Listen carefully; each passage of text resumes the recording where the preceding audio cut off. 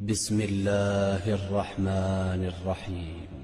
يوم يجمع الله الرسل فيقول ماذا أجبتم؟ قالوا لا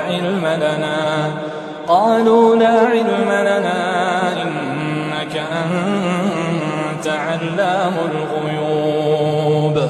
إذ قال الله يا عيسى ابن مريم اذكر نعمتي عليك وعلى والدتك إذ أيدتك